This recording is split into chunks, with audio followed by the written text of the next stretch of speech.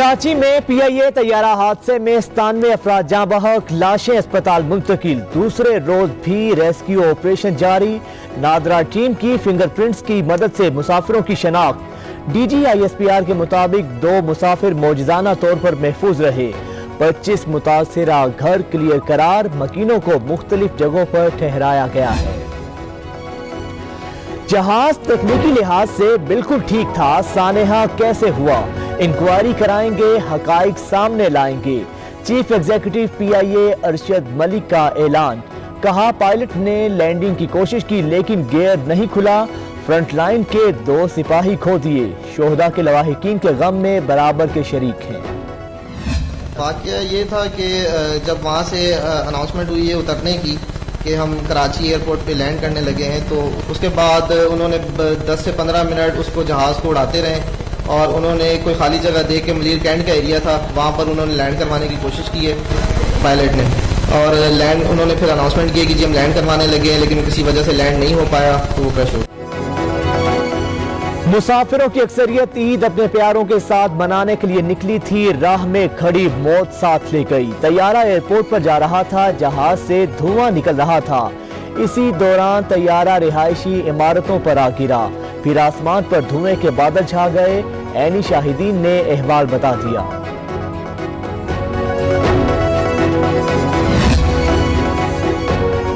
وزیراعظم کی ہدایت پر طیارے حادثے کی تحقیقاتی ٹیم تشکیل، 4 رکنی کمیٹی کی سربراہی ایئر کوموڈور عثمان غنی کریں گے۔ ٹیم ابتدائی تحقیقات رپورٹ پیش کرے گی، جبکہ مکمل رپورٹ میں 1 ماہ بھی لگ سکتا ہے۔ مسافروں کی معلومات کے لیے کراچی میں ایمرجنسی سینٹر مکمل طور پر فعال۔ پی آئی اے کے زیر استعمال ایئر بس A320 زیادہ پرانی نہیں، طیارے کی عمر تقریباً 10 سے 11 سال تھی۔ لاہور سے تعلق رکھنے والے کیپٹن سجاد گل اڑا رہے تھے۔ عملے میں عثمان اعظم، فرید عبدالقیوم، عرفان رفیق شامل تھے۔ صدر بینک آف پنجاب ظفر مسعود طیارے حادثے میں محفوظ رہے۔ وزیر اعلیٰ پنجاب نے ٹیلی فونک رابطے میں خیریت دریافت کی۔ عثمان بزدار کی ظفر مسعود کی جلد صحت یابی کے لیے دعا، نیک خواہشات کا اظہار۔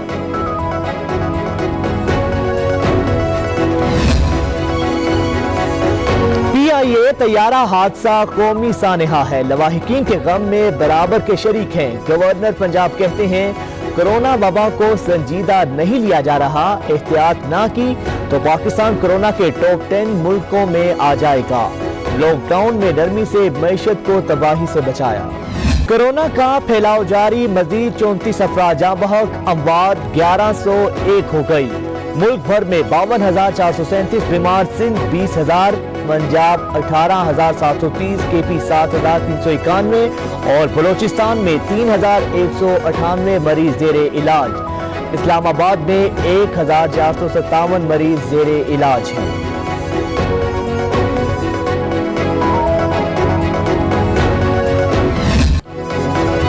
دنیا کرونا کے نشانے پر 3,40,000 اموات رپورٹ، 53 لاکھ سے زائد افراد متاثر۔ امریکہ میں مرنے والوں کی تعداد 97,647 تک پہنچ گئی۔ برطانیہ میں 36,000 افراد لقمہ اجل بن چکے۔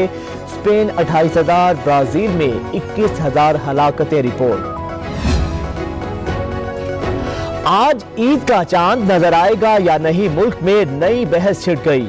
محکمہ موسمیات کے مطابق ہفتے کو شوال کا چاند نظر آنے کے صرف 10% امکانات ہیں۔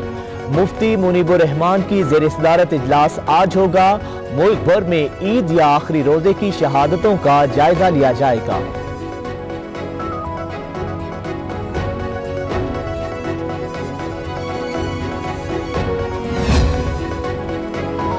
گھر واپسی مشن، پردیسیوں کی بڑی تعداد شہروں سے آبائی علاقوں کو روانہ، بس اڈوں پر کھڑکی توڑ رش، عوام کو اضافی کرائے وصول کیے جانے کی شکایت۔ اے سی اور نان اے سی بسوں میں احتیاطی تدابیر نظر انداز، سیٹوں پر فاصلہ نظر انداز۔ ادھر سندھ بلوچستان میں ٹرانسپورٹ کی بندش برقرار۔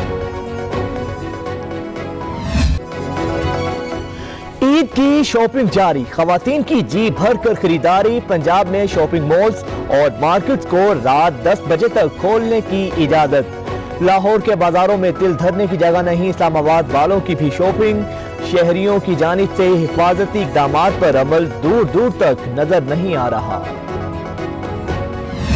نون لیگ شہباز شریف کی گرفتاری کے ڈر سے شور مچا رہی ہے۔ اپوزیشن لیڈر کا چور بازاری 2 نمبری میں پہلا نمبر ہے۔ فیاض چوہان کی تنقید، شہباز گل نے کہا 27 ارب کی سبسڈی نون لیگ نے دی، میرٹ پر تحقیقات کرنے کا کریڈٹ وزیر اعظم کو جاتا ہے۔ اور سیاست کا پارا چڑھا تو سورج کو بھی جلال آ گیا، ملک کے بیشتر شہروں میں گرمی برسانے لگا، روزہ داروں کا حلق خشک، چرند پرند بھی دن بھر پانی کی تلاش میں رہے۔